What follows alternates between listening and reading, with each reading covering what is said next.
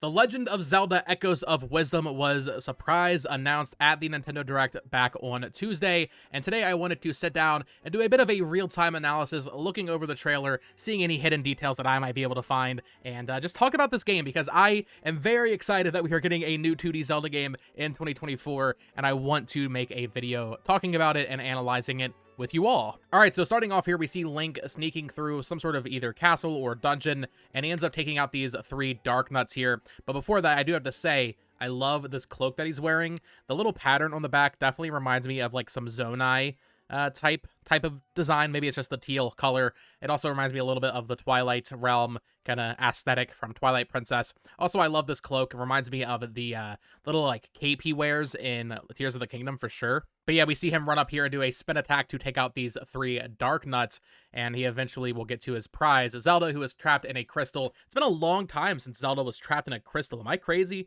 It feels like it's been a long time since we saw that. And then we see Beast Ganon here, Pig Ganon, which is pretty cool. He takes off the cape. Very cool heroic moment right there. He rips it off. We see him do a little jump here, so that's definitely returning from Link's Awakening. And yeah, this is our first bit of gameplay. So we see Link take out Ganon. The darkness is vanquished, and Zelda is free, but not all is right here, as Link ends up falling through a bit of a portal, which I have to say is very reminiscent of the beginning of Tears of the Kingdom, where Zelda falls through time, basically. So kind of just a little parallel there. This time it's Link. And then we see Link pull out his bow and arrow to very quickly save Zelda and get her out of that crystal before he just nopes out of existence there. And then we start seeing this portal just kind of expand, take over various bits and pieces of Hyrule, and Zelda just runs in fear, but eventually it stops. And as we see later in the trailer, there's just little portals basically everywhere. Now here's our first opening shots of the world map. Now, what's interesting about this game is it is reusing, at the very least, bits and pieces of the A Link to the Past map. People have done images where, like, you can directly compare 1-to-1, like, this is this same cave, or this is the same rock structure right here that you see. So it is using the A Link to the Past map, again, as a template. However, based on other things we see in the trailer, right, like, I think this will be greatly expanded in ways that A Link Between Worlds certainly didn't do, where we see 2D sections later on in the trailer. So at the very least, I expect different dungeons and some different overworld areas. And because of the way this game is played, I'm okay if some of it is reused from A Link to the Past. That's just me personally, though. But yeah, we see Zelda run up here onto this cliff here. Very reminiscent of the opening of Breath of the Wild, where you get that title reveal on the Great Plateau. Cool to see this happen for a 2D Zelda game, The Legend of Zelda Echoes of Wisdom. That is the rod that Zelda uses, the Tri-Rod. And then we see 2 soldiers come up here and kind of bow their heads, and I assume they will be leading Zelda to her next checkpoint. This feels to me like the opening of the game, right? You're starting as Link, you start playing as Link, you go and defeat Ganon. I assume it'll be a pretty easy fight, and then Zelda comes out to this plateau. These soldiers will come and escort her to whatever town is closest, right? And those are the opening moments of this game. But as you can see here, yeah, it is definitely reusing the main map from A Link to the Past. You can see that same rock structure. You can see the same castle, of course, so make of that what you will. And now we get into more of the trailer proper, where they start showing these rifts taking away people, as well as really explaining the gameplay mechanics, the echoes that you will be using in this game. So we start seeing all these little rifts appear throughout Hyrule, taking some people away. Definitely gonna make for some interesting gameplay mechanics. I wonder if there will be any way to, like, jump over these, right? If you just stack a bunch of beds, will you be able to to just, you know, skip a portal? Will there be speedrun skips in this game? It's something to think about. Now here we see Zelda actually locked in a prison cell where she meets Tri. This is your new fairy companion. Few things here that are interesting. First of all, the fact that she's in a cell. Maybe she was put there for her own protection after these rifts appeared. I'm not sure. But also, if you notice, Tri, of course, Triforce, has these little pieces of the Triforce following them, which will be very important for gameplay. Throughout the game, it looks like you will be upgrading this and getting more pieces of Triforce or something, because when you cast an echo in this game, when you put down an object, it actually costs pieces of the Triforce here. But yeah, Tri's an absolute cutie. I love this design. Also nice to have like a fairy companion again. It's been a while since we've had a fairy companion in a Zelda game, so definitely a big fan of Tri. And Tri is actually the one that gives Princess Zelda the Tri-Rod, which is how she's able to cast these echoes. Now here we see Zelda leaving the castle with what appears to be the same kind of hooded cape that Link was wearing at the beginning of the game, which is kind of interesting to see her wearing that. And then we get our first demonstration of the Echo mechanic where she sucks it up. She sucks up this table, and now she can place that table down with the Y button.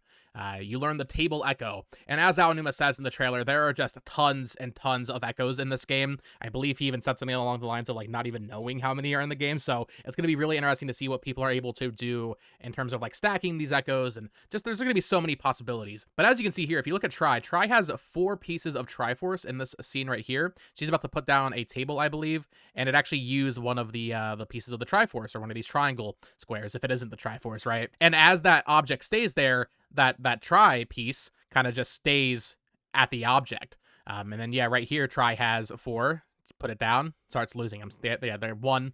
And now it has just 1. My assumption is that there will be more objects that require more than 1 piece of Tri to actually summon, and that can kind of be a way for them to gate progress here. But let's go back, because I'm actually noticing a couple interesting things about the overworld here. First of all, these little like snake guys in Link's Awakening, I don't remember, but they're kind of a neat little touch. But also, what is this? This little beacon over here that seems to be emitting some sort of like yellow glow, yellow ooze. Definitely reminds me of the the tower defense portions of Pikmin 4, if you know what I'm talking about, where it's the nighttime expeditions and they have these like glowing things you're defending. Definitely reminds me of that. I assume it's related to Tri. Maybe that's how you actually end up recalling some items that you've used. Maybe that's how you get your little triangle pieces back. But these are definitely going to be something important here.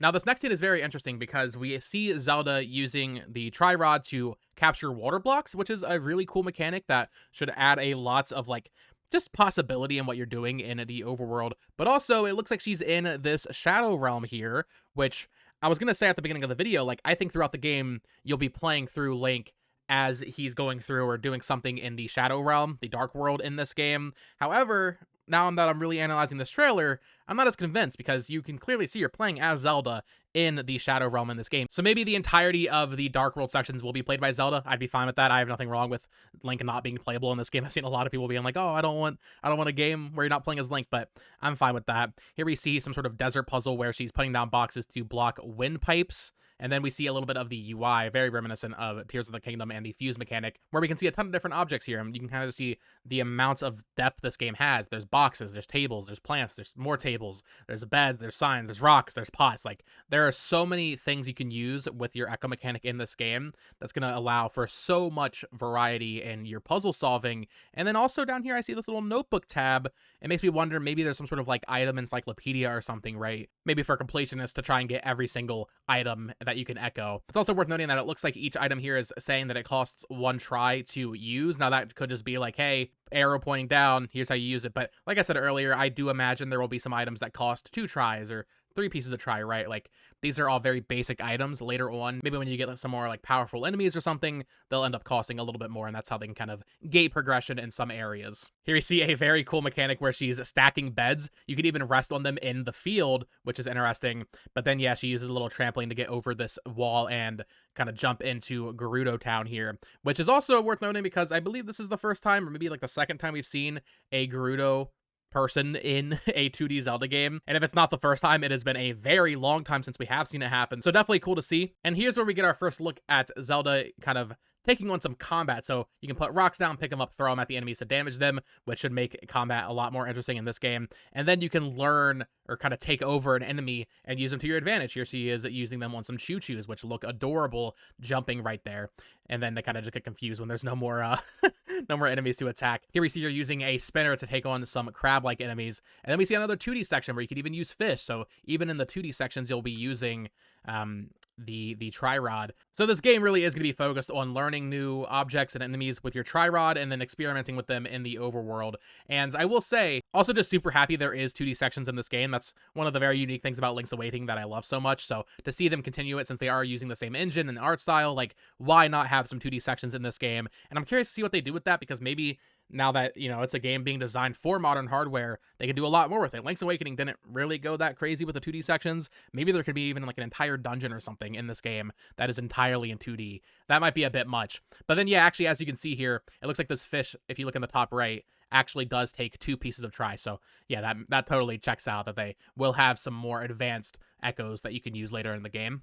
Here we see Zelda putting down a piece of meat to distract these birds, which is really cool, and then putting down a plant to attack them and scare them away. Then we have some sort of real-time like chase sequence, almost like a Metroid Escape, where she's running away from this rift. I assume this will be in maybe a dungeon or something. Then we see this very forest area, looks beautiful, and we can see that you can actually kind of really break the boundaries of this game, akin to a Breath of the Wild Tears of the Kingdom, which is so cool to see them evolving 2D Zelda in this way. I know it might not be the direction a lot of people want, but we see her place some beds, some tables, and a trampoline to actually get on top of the trees. Usually in Zelda games or in 2D Zelda games, the trees are the barrier, right? Like that's how you know, like, oh, I can't go there. But now with the context of this game's mechanics, the echo mechanics, that isn't the case anymore. You know, like, oh, well, actually, I can get up there and I can go talk to this parrot and scare it away or whatever, right? So it's going to be just really interesting to see where you can go in this game, what the actual limits of the echo mechanic is, and what like Nintendo wants you to be doing with your platforms that you're making and stuff.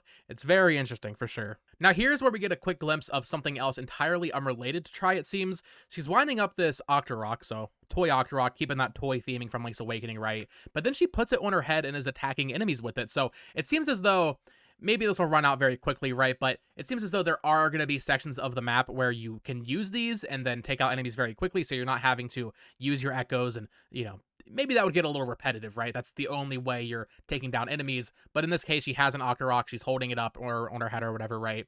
And taking out these enemies to get a, once again, very Breath of the Wild, like, setup area with this chest on this platform. I assume once you take these out, you'll be able to get into that chest. So I'll be curious to see what other toys you're winding up in this game, right? That's definitely going to be a big mechanic, I imagine. And then here we see she summoned a bird using the Tri Rod. As you can see, it has the Tri little piece at the top there. So that's not a wind-up toy. That is a thing from the Tri Rod. But you'll be able to glide around in dungeons with a bird, so that's definitely going to be useful. We get a quick look at this scientist character who maybe will be providing some upgrades. Maybe you'll be upgrading your Tri-Rod here. Maybe you'll be getting those wind-up toys from this guy. We also see a ninja granny taking on these guards, which is crazy. Zelda's just watching, like, what's going on here? And then we see a bit of the Zoras in this game. Awesome to see them come back. Of course, they would. This right here is really exciting to me. We're seeing the return of the Business Scrub. Now, if I'm not mistaken, the last time we saw the Business Scrub in a game was in Minish Cap, I want to say. So it's been a very long time since we've seen this fella in a Zelda game, and I assume you'll be able to buy some potions from him, so that's going to be fantastic. And then we see another shot that I think definitely confirms that this game will be greatly expanded beyond the A Link to the Past map, or at the very least have a lot of different areas. The Deku Trees in this game. The Deku Tree, of course, notably not in A Link to the Past or A Link Between Worlds. So yeah, we see Zelda going to talk to the Deku Tree. Who knows what for? Maybe she's looking for some sort of guidance on how to save Link. The Master Sword isn't here, notably, so definitely interesting plot stuff going on here. Another 2D water section here where she's kind of running away from a typhoon.